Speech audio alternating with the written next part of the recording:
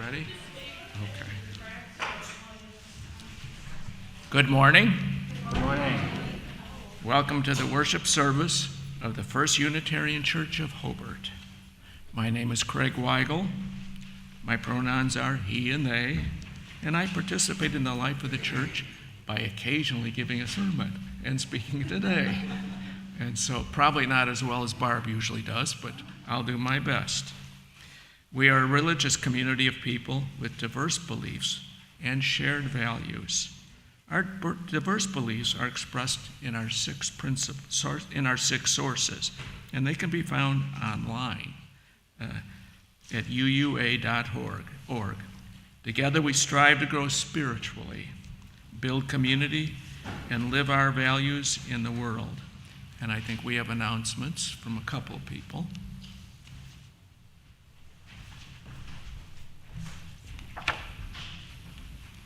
Good morning, everybody.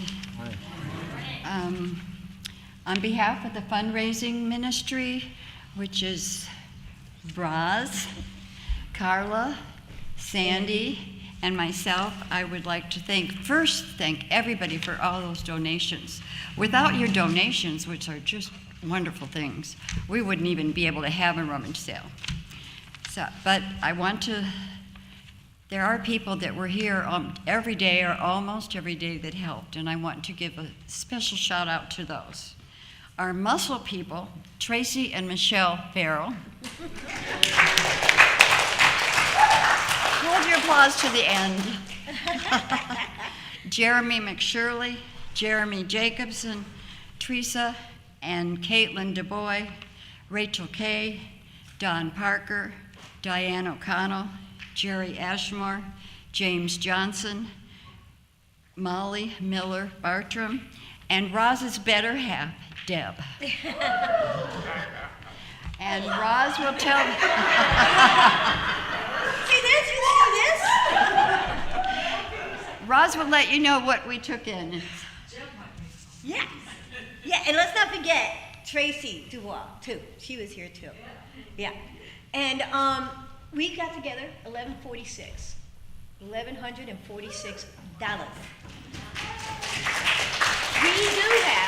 have a liaison in our church, along working with Sandy, taking some of the higher end ladies' clothing to a consignment shop. So all the money's not in yet. It will come slowly but surely, but $1,146 is really good. From the beginning, we would come in with stuff in here that was just horrendous. I don't know if any of you remember, it was horrendous. Tupperware that was half melted and brown and nasty and all that stuff. We eliminated all that.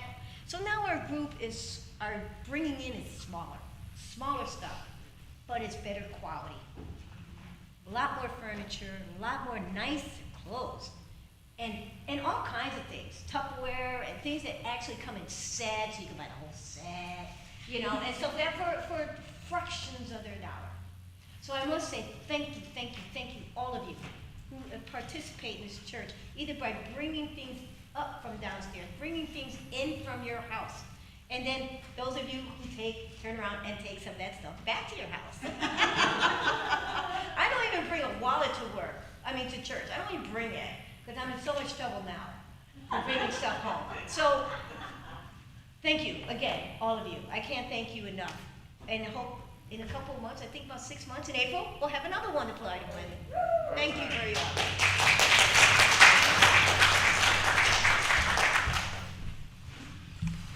Hey, so we sold some tickets to the Harry Potter escape room fundraiser on Saturday.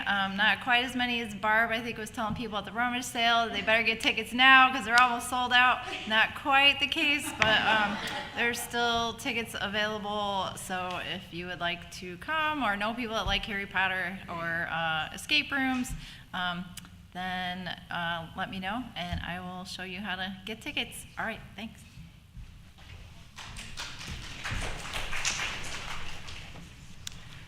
We're currently streaming our services online. The joys and sorrows portion of the service, however, is private, and we will take a break from streaming during that time. Other than that, the service will be recorded, and it will be available for future viewing on Facebook, YouTube, and on the church website. Please let your Facebook and Twitter friends know you're attending worship with hashtag First Unitarian Hobart. Now, let's prepare ourselves to be ready and present. Allow yourself to just feel the presence of the room, noticing the chair you're sitting on and it pushes back. Noticing the air in the room as it touches your face. It does. Feel that. Now, take a deep breath, but hold it for a moment and feel the power of your body to contain the air. And slowly release the air back as you make yourself ready. Take another deep breath. Hold it again. Feel the amazing presence of the air. Slowly release it. Silence your devices if you haven't. And be prepared to join us.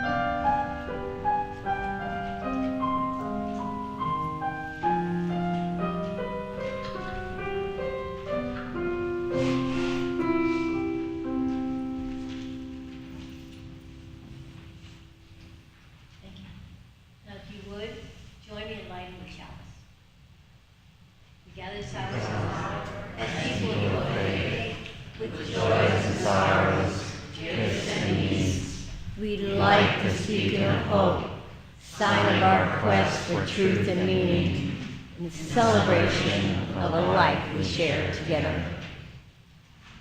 Any minute now.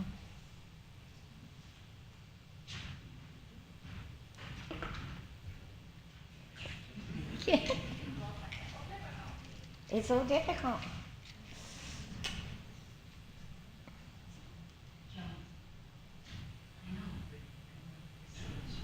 You guys would start it before I finish this? You may not have it. No.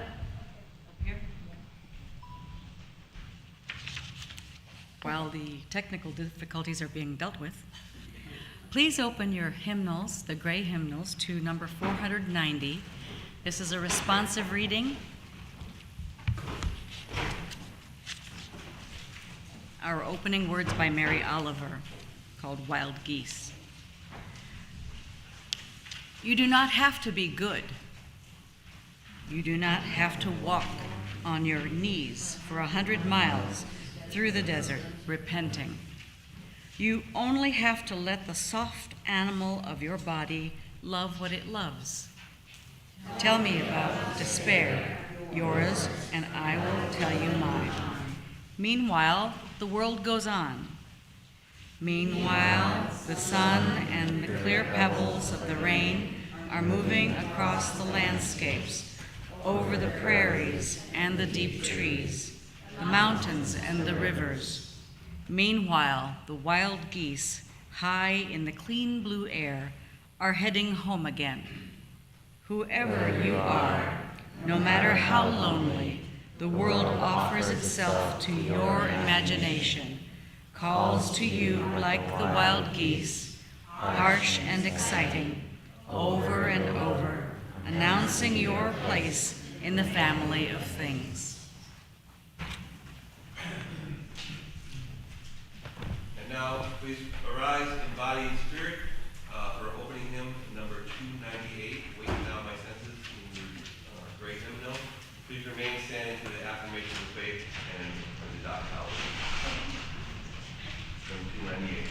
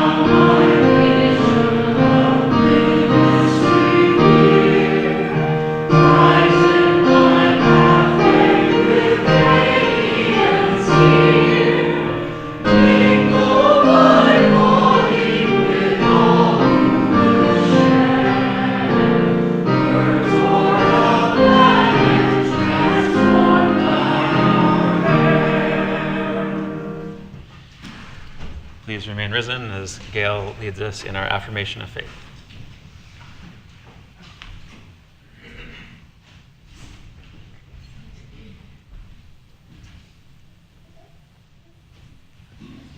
The words are also on the screen. Love is the doctrine of this church. The quest for truth is its sacrament. Service is its prayer. And this is our covenant, to dwell together in peace, to seek the truth in love, and to help one another. And before we greet our neighbors, we're going to do something new this service, and it will evolve over coming services. We're going to do a little re-covenanting with each other. We had a couple worship series in the past few months about covenant. We talked about it a bunch, and so this is a first draft. It will evolve, I'm sure, as we tweak it a little bit. So I'm going to read off some particular parts of our covenant, and I invite you to join in the response, which is just, may we forgive ourselves and each other and begin again in love. And so the idea there is forgiveness should always be a totally voluntary thing, so the may we is inviting that intention. If you're not feeling ready to forgive, that's totally fine, but leaning into that intention is vital.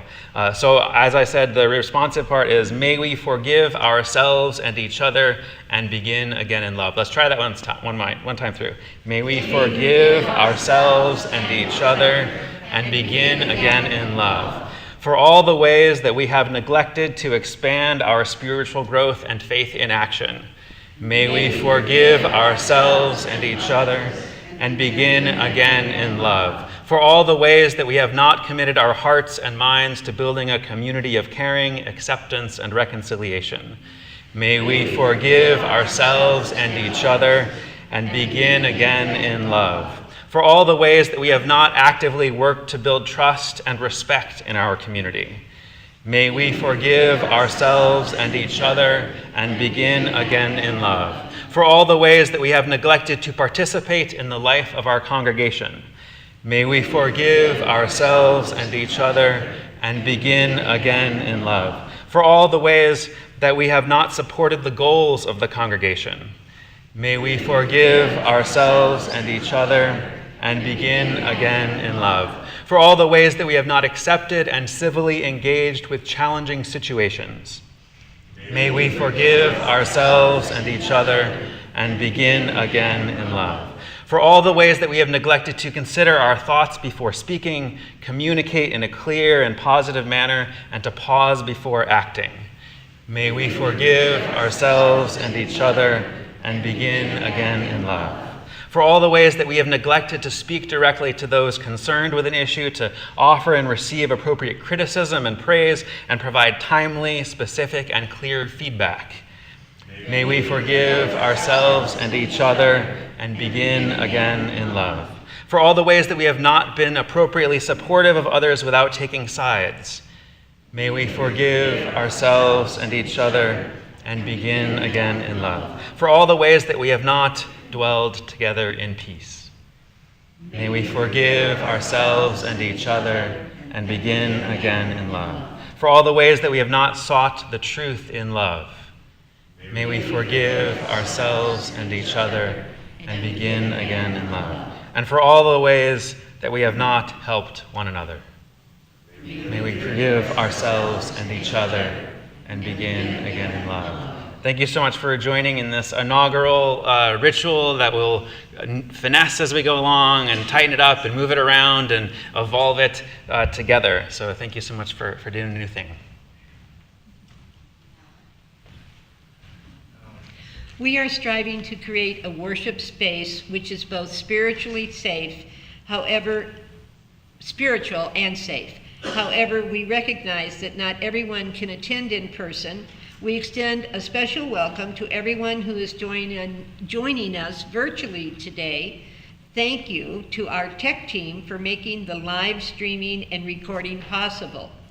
For those present in the sanctuary, please take a moment to greet your neighbor by waving your hands and letting the warmth of your smile fill the spaces between us.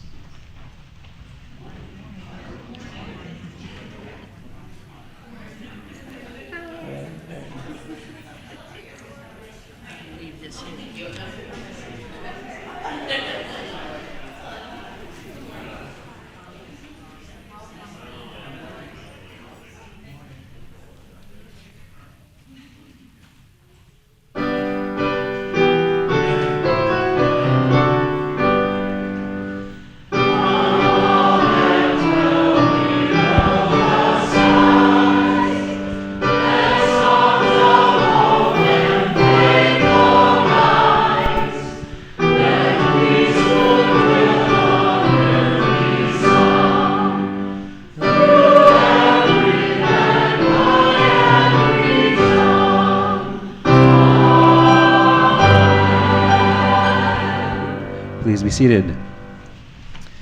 So each week we have an opportunity in the context of our worship service to share our joys, our sorrows, the things that have been lifting us up or weighing us down.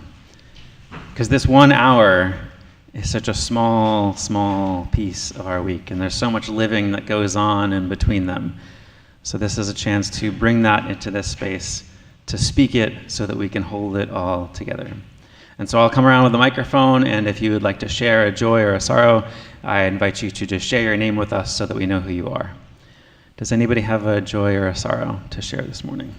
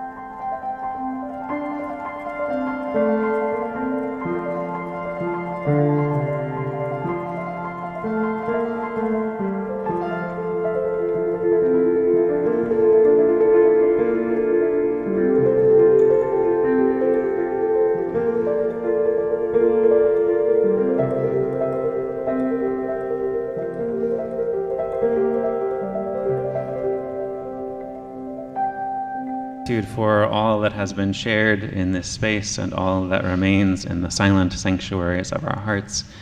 May we continue to weave this community into ever more beautiful patterns together.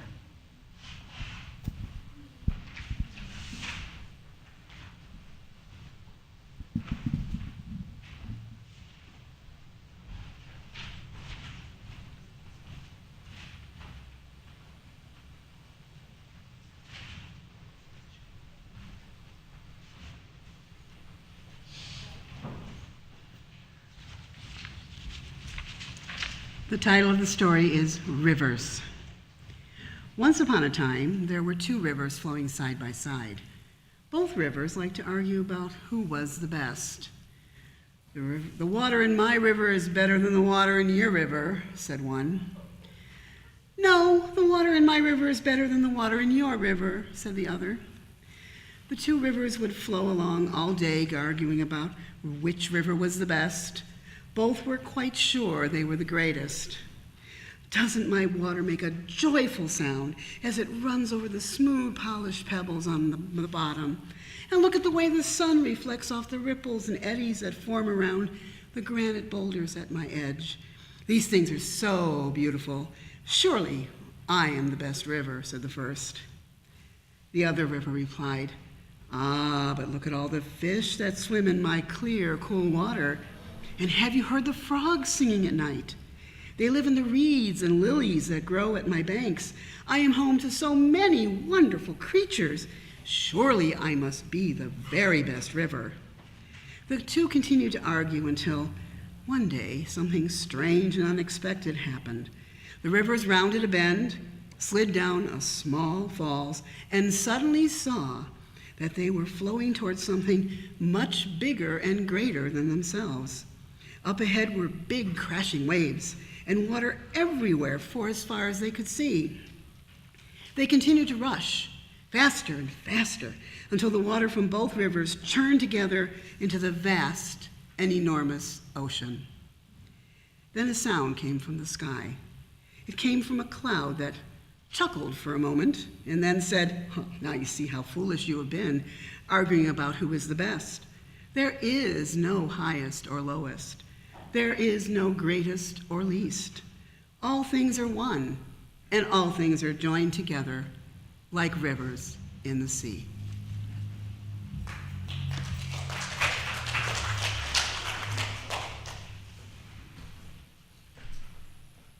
And now please rise and body your spirit for our middle hymn, number 18, the great hymnal, What Wondrous Sorrow.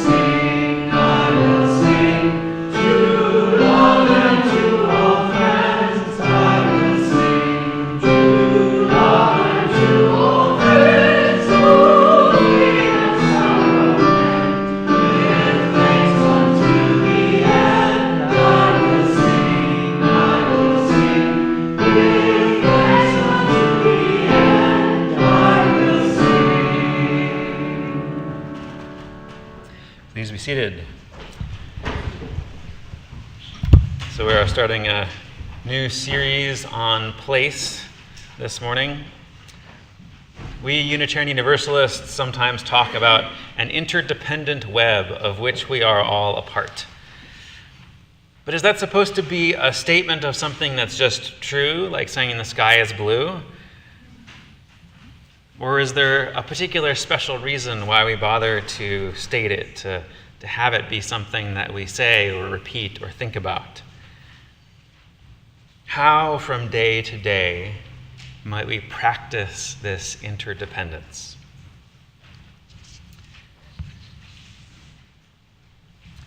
When I lived in New York City, I was there for a little bit under 3 years, and I had a total of 3 different apartments that I was living in. The first apartment that I found out after living there for a few months that the guy who was on the lease had some addiction issues that made the place not a very safe place to live. So I moved out of that after about 6 months, and I found this other place through a cousin of mine. He had a friend who had an open room, and she was on the lease, and I paid her every month, and we got along much better than I did with the previous guy. But I felt like there was more that could be gotten. There was some grander vision that I had of my living situation. And in reaching for it, I ended up losing it. I had this plan. New York's housing market is so crazy and busy. All I would have to do is I would get my own lease, and then I would put a posting up and find a roommate within like a week, tops. And so I rented this place, this 3-bedroom place, and I posted all these things about looking for somebody to move in. And somebody called me up and said, I'd love to move in, that'd be great. And we talked about it, and they seemed like a good fit, and they gave me a deposit. And then I was about to, and I tried to put it in the bank, and they blocked the check. They canceled it. So it was no longer a viable housemate, or roommate, or suitemate. And so I kept posting no responses and no other responses, and then the first month went by and I had to cover the rent for the whole 3-bedroom place myself, and then the second month started proceeding on, and I got another response finally. And so I said, yes, by all means, you seem perfect. You should totally move in. And they were not perfect. Soon after moving in, she had her girlfriend move into her bedroom with her, and I had never met her girlfriend before. It was sort of this new person introduced into the situation. There was the trays of raw ground beef that were left on the kitchen counter to spoil. There were the pets that weren't well behaved who would sneak into my bedroom and use it as a litter box. And so I tried to find ways to hide from this uncomfortable situation. I would try to squirrel away in my bedroom and try to keep the cats out of there as best I could. The place that I was living was the bottom 2 stories of this brownstone in Brooklyn. And my bedroom was right outside of the kitchen. It was actually the room in between the kitchen and the backyard. So one of the perks of it is I got to have my own backyard that I could go and hang out in. I could pitch a tent there and camp out for the night if I wanted to. The downside was that when it flooded, because I was on the bottom floor, everything that I owned was underwater. And the carpet that was installed in the floor in the basement soaked all that stuff up real nice. My fantasy of getting to be the one who handpicked the roommates got ultimately washed out by all that water. As I called and called my landlord for help and received no response, I felt like I was sinking down. And I thought of that experience when I heard the news of the flooding that's been going on in New York City. An old coworker of mine from back when I used to live there posted, when I brought my kids into school this morning, it seemed like just a heavy rainstorm. But by the time I started back, it was already the deluge. It took me over 3 hours to get home between stopped trains and impassable streets and immobile buses. At one point, after waiting for half an hour on the F train at York Street, I decided to try a city bike and found myself pedaling through streets flooded knee-deep. I got home and tried to get the sump pump working and couldn't do it. Despite all the contractors we paid and the promises we made to our son Eli before he moved down into the basement once again flooded. On the way back to get the kids, I had to take a car, something I would never think about normally, because there was literally no subway service in Brooklyn. By the time I collected the kids, train service was supposed to be restored, and anyway, the driver said he couldn't wait, so we decided to chance it. But nope, the train went out of service at J Street due to more flooding, and we eventually found a bus we could get on, but it took another full 3 hours to get home. Well, I know plenty of people have it much worse. Be grateful you have just a basement that floods, as opposed to living in one. But one lesson I learned today, the city is not ready for climate change. As a friend of mine put it on another post on Facebook a few months ago, being a nostalgic person in the 2020s is like, oh, that farm we used to work on in New Mexico, forest fires. That Greek city I stopped through by train, flooding. The most beautiful state in India where we went walking through the hills, floods and landslides. And I haven't even yet been to Hawaii or New Orleans. There are enough things that we can hear about, read about in the news that can bring a sense of despair, a sense of what might be coming, about how prepared we might feel for it or not. It can be so overwhelming to even just turn on the news or flip through it or scan through it, because stories like this feel like they're coming more and more often. The world can start to feel so overwhelming.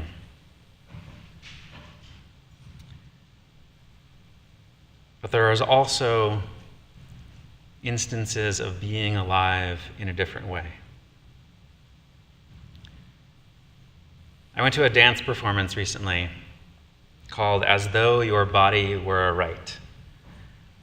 And the unique thing about this dance performance was that there were only 7 people in the audience, and the first row of folks were seated 1.5 feet from the stage. And so the proximity to the dancer was so much more than you would normally find in a dance performance. And I went 3 times because it was such a profound thing. The first time I was there, the sense that I had was of this person who was stuck in some kind of repetitious cycle and was trying to break out of it.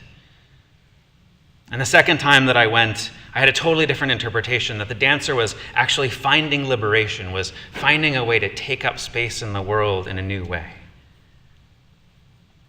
And then the third time that I went, I noticed the part of me that wanted to go towards the story, to create the story of what was happening for the dancer, the meaning of what was happening, what was the significance of it.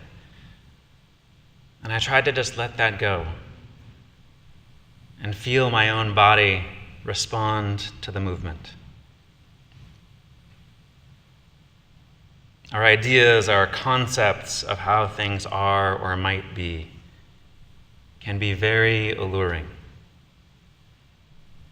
They can be interesting, they could be comfortable in their familiarity. But when we over-focus on those ideas, on those concepts, whether they be fears or hopes, we all too often miss out on the actual relationships that we're in. There is a concept of a bioregion, a place in which we know the scale of our actions, in the words of permaculturist Jonathan McRae, which is sensitive to feedback, and all inhabitants can be included in making decisions that affect them. And so I'd ask the production team to put up a slide on here of the first image. The EPA has a few different levels of ecoregion that they categorize. There's the level 1 is the broadest geography, and this is the ecoregion that we're a part of. This is the eastern temperate forest. And for those of you who can't see it clearly from the back, it extends across the northern end from Minnesota in the west to a western sliver of Nova Scotia and Canada in the east, in the south from East Texas to most of Florida. And then if you go to the next slide. And then they also have a level 2 ecoregion, where they break that first one down into smaller ecoregions. And the tricky thing with this one is this area is actually kind of on the border between 2 of these level 2 ecoregions. There's the central USA plains, which covers western Wisconsin, the northeastern half of Illinois, half of Indiana, a small bit of Michigan, the western half of Ohio. And then there's the mixed wood plains from here to southeastern Quebec and western Vermont. And then if you could go to the next slide. And then they break it down yet smaller into the level 3 ecoregion. We're on the line between the central Corn Belt plains, a sliver of Wisconsin around Racine and Kenosha, most of the northeastern half of Illinois, and some of northwestern Indiana. And then the other one, called the, appropriately enough, South Michigan and northern Indiana Drift Plain, which, as the name implies, covers much of the southern half of Michigan and some of northern Indiana. And then if you could go to the next one. So this zoom in on where we are is the edge between these 2 different ecosystems. It's what sometimes is called an ecotone. In the words of permaculturist David Holmgren, it's where things happen. It's where a forest meets a prairie, where a river flows into the sea, or at nearly any other boundary between two ecosystems is a cauldron of biodiversity. The edge is richer than that which lies on either side. And in the words of Toby Hemingway, places of transition and translation where matter and energy change speed, or stop, or often change into something else. Often when we think about being in a place, it's in a fixed way. It's about the space that we occupy. What is your address? What is your location on the map? Where can I meet you? Rather than the space that we care for.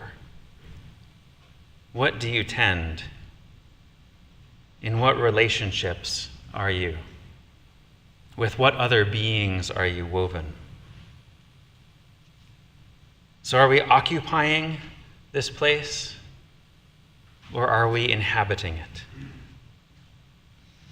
Are we committed to the life and health of this unique ecotone in which we find ourselves?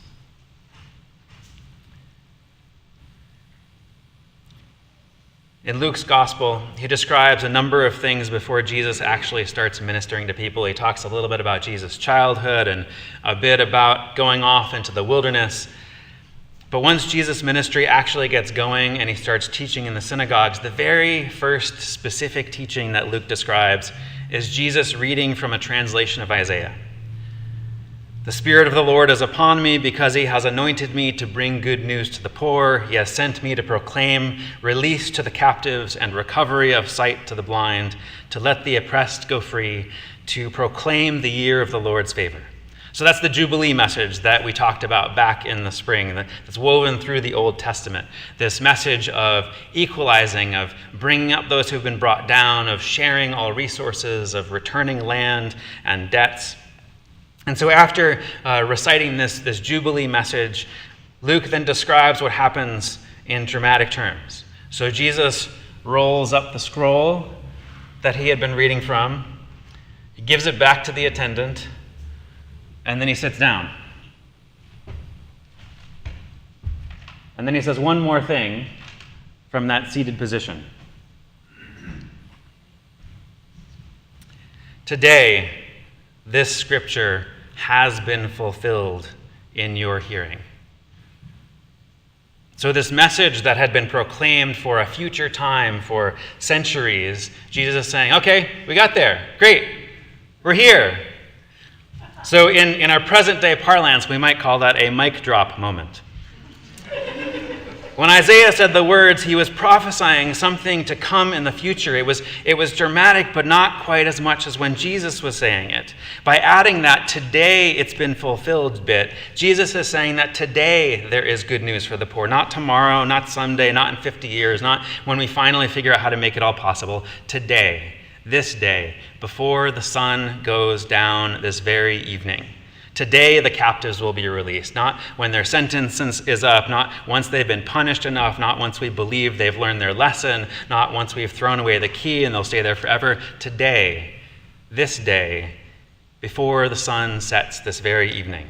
Today, the blind will recover their sight, not once we're able to gather enough funding and expertise for medical research. Today, this very day, before the sun sets. Today, the oppressed get to go free, not once we've figured out how to uproot all the isms from all of our hearts, or once we've read all the right articles and gotten our heads on straight, or once we've been able to get Congress to pass a better tax plan, or once we get all the poor to get their act together and get a better job, or once all the businesses decide to try to treat their employees better. Today, this day, before the sun sets this very evening, this bringing home of concepts, of ideas, of some far-off thing, bringing it into the here and now, was the power of that moment. And after that mic drop moment, the crowd clamors approvingly. They're so glad that this day has finally come. And Jesus' response was something that turns them against him. That the fulfillment that he's talking about, it isn't a matter of now we get something. It's a matter of now we return to relationship.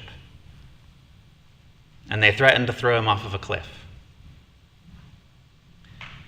The example that he gives was the story of Naaman, this military leader who invaded Israel, who had leprosy, who was told by this Israelite girl that if he wanted to cure his leprosy, he should go see the Hebrew prophet Elisha. And Elisha told him to wash 7 times in the Jordan River. And Naaman scoffed at him. How could the Jordan River wash the leprosy off of me? It's just a trickle compared to all the rivers back home in Aram that I've already bathed in that hasn't done a lick of good. If the great rivers of my homeland didn't do it, how is the little baby Jordan River going to do anything for my leprosy? But Naaman's servants convince him to just give it a shot, and so Naaman does. And he is cured of his leprosy. Now, we could read this as Naaman just using another Israelite resource that he was plundering. But the fact that he had to do it 7 times is significant. Imagine yourself bathing in a river 7 times. The first time it's sort of new, and like you're in this river, you're maybe looking at the bank, you're looking at maybe the clouds or something like that, and you're washing yourself. And then the second time through, maybe you take a little bit closer look and you see some of the critters over there on the side, on the banks. Maybe you do it a 3rd time, you start to notice some of the birds that are flying through. And then maybe the 4th time you start to notice the current and how it eddies around particular rocks or tree branches. And each time, seeing more and more of the nuance and the depth of the place that you are. And then over those 7 times of your growing intimacy with a place, being healed of this affliction that you've been carrying. If you had bathed in that river 7 times and been healed, if you had bathed, let's leave aside the Jordan River, if you had bathed maybe 100 years ago in the Calumet River, back when it still ran clean, and you were counseled to heal a disease by bathing in it 7 times, and you did, and you were healed, what would your relationship to that river be? If someone came and tried to pollute it, how would you respond? If someone came to use it for their own purposes, what would you do? Would you just say, "Oh yeah, sure, go ahead"? Or would you feel a relationship there? Would you want to protect it? Would you join with others to ensure its protection? In Luke's message about Jesus, he starts his ministry by declaring, in the words of Jonathan McRae, that the ecotone of Galilee belongs to the people who care for it, not to those who own and exploit it. And this turn away from a theology of separation and turning towards a theology of circulation and grounding and relationship is core to everything else that follows. McRae continues, places can breed cooperation when people who find themselves held together in a shared place discover that their best chance for survival is learning to work together. Indigenous cultures, as Indigenous scholar George Tinker has written, feel a kinship tie to the land itself. The larger community being not a political entity like a state, but rather all the living, moving things in that place. There's a difference between kinship rooted in ownership and it being rooted in affection for particular places and a responsibility to relate to the land with care. The sort of group belonging is rooted in being on a side, a sense of us and them, of what we're against. A counter-dependent sort of belonging is very different from a sort of belonging that is rooted in relationship, in our interdependence with one another. Getting fixated on our own power or righteousness or others' hypocrisy or stupidity is a very different modality than focusing on compassion and humility. When it comes down to it, one of them is so much more core to life. To the extent that we wish to embrace life, we must also be grounded in the land, McRae writes. To the extent that we are not grounded in the land, we cannot fully embrace life. It's possible to erase or move territorial boundaries, but it is not possible to erase the need to sustain our lives from the earth. From the Garden of Eden to the New Jerusalem, the biblical images for salvation that recur most often concern not a spectral heaven that's far away, but a transfigured earth where we already are. For many of us, earth is just dirt. It's static, it's inert, it's something we wipe from our shoes when we come inside. We forget that earth is soil, humming with organisms and the complex functioning of the topsoil and the subsoil underneath the topsoil and the parent material underneath the subsoil. Our consciousness is so far removed from the organic processes that sustain us. But no matter where we are always somewhere. We are always somewhere. If we are to center on resilience and regeneration and invite participation and cooperation in a sustainable culture, we need a homecoming to our community. In the Bible, Jesus talks about the kingdom of God, but that is often assumed to be something otherworldly, and it might be better to think in terms of a transfigured earth. In that third apartment in New York City, I could have done so many things differently. I could have reached out to the folks that I knew beforehand and tried to room with them instead of being like, I'm going to be the landlord now.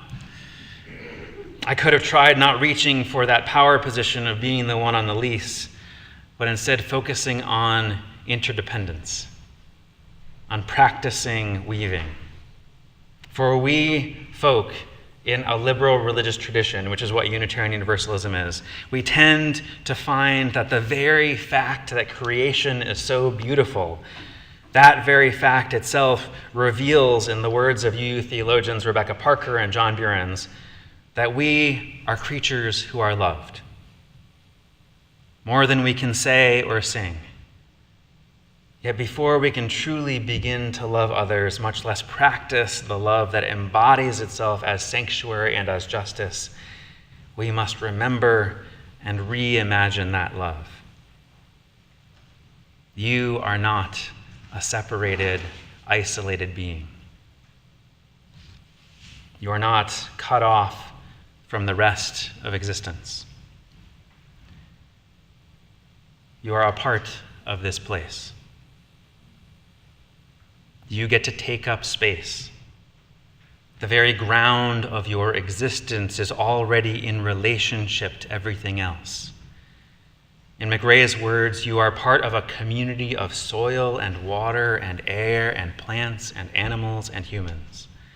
And beyond just an idea, can you feel that in your bones?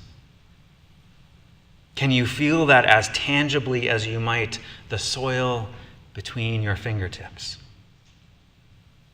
Can you feel your relatedness? And can you enter a holy conversation with all that surrounds you? After all, as McRae continues, like every other creature, we alter and adapt to our ecosystems, which in turn adapt to and alter us.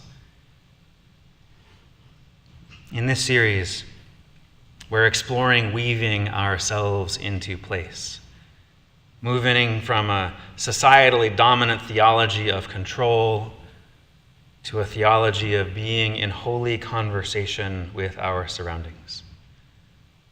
And so I'd welcome you to our conversation to start 15 minutes after the worship service in this space. And also over this coming week, I'd invite you to take a first step of a practice.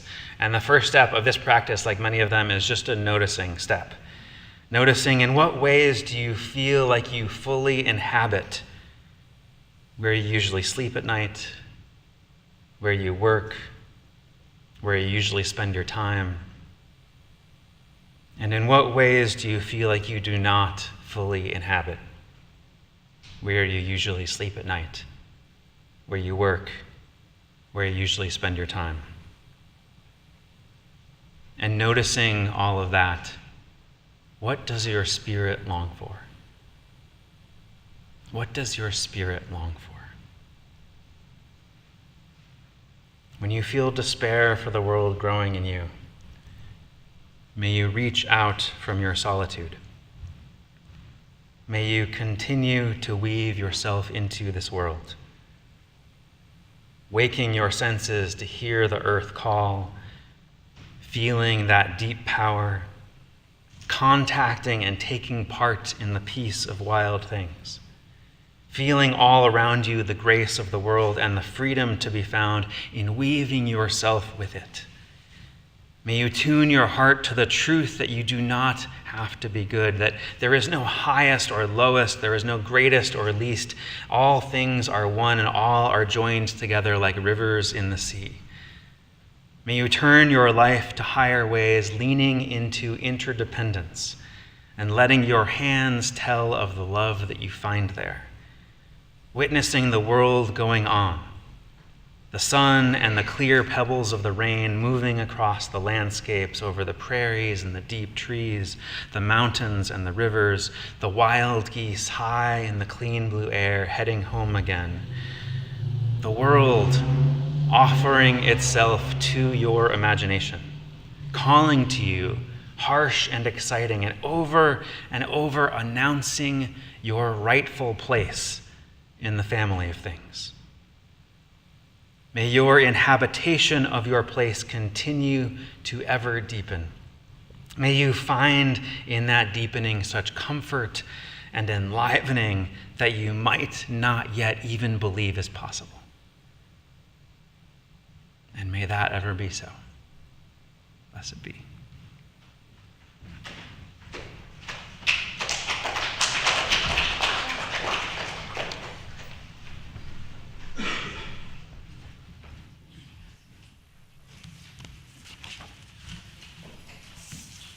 Now is the time in our service for our offering. We give to remind ourselves of how many gifts we have to offer. We give to remember that we are part of something bigger. We give because we believe in music and friendship, and we give with the faith that together we have enough. Starting today, this month, Faith in Action Committee will, as we usually do every year, October and November, family giving. We will be partnering with Hearts in Motions, and which, as some of you know, that our own congregant, Myra Chesky, is director of, and they help needy families, mostly women that have been getting out of abusive relationships, and they're getting them to get back into the world, where they stayed in what do you call it? Shelters. Thank you. They stayed in shelters for the longest time, and now they're ready to get back, and they help them. They give them furniture and everything, and we try to give them donations so they could have money to start out with. And in a couple weeks, we will be getting up a family tree for a few of the families, and you have each child and the mother. We'll have what they want, and maybe some of the congregants can pick one of these and get the gifts for. Thank you. Now, can I have 4 volunteers?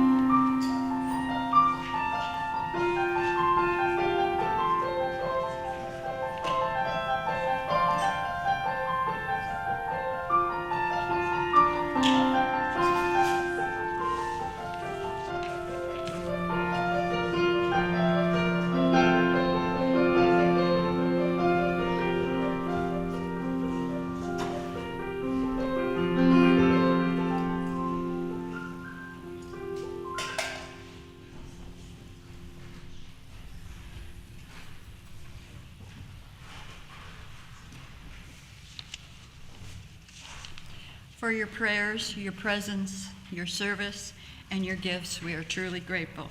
Now please rise if you're willing and able and join us in singing the closing hymn, number 483 in your gray hymnals.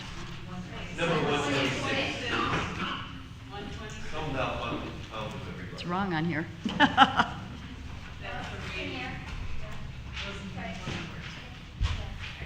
Please rise and join in.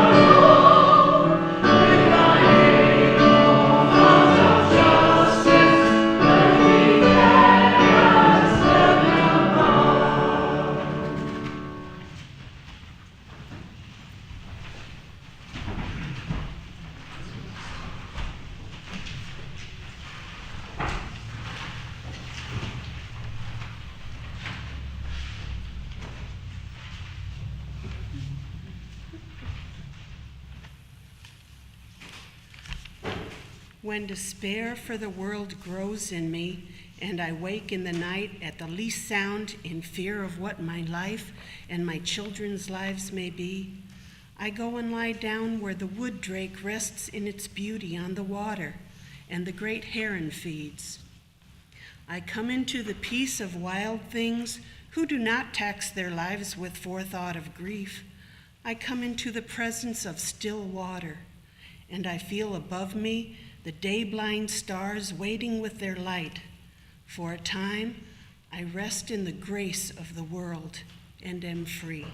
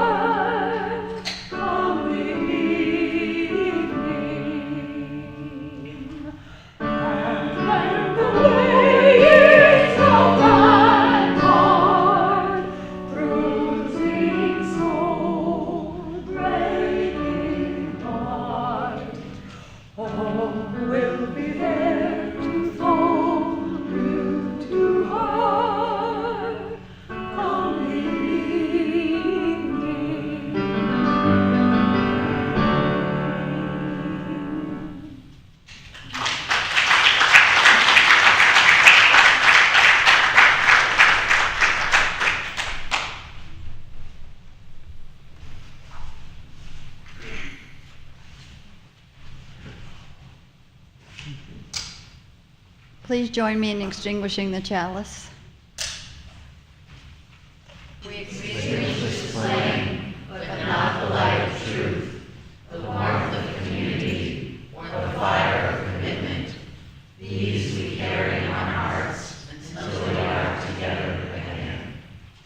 And everybody's welcome, all congregants, friends, visitors, to come and have conversation and snacks. And if you'd like to join our discussion after the service, please just bring a chair in here and we'll set them up at the front in 15 minutes.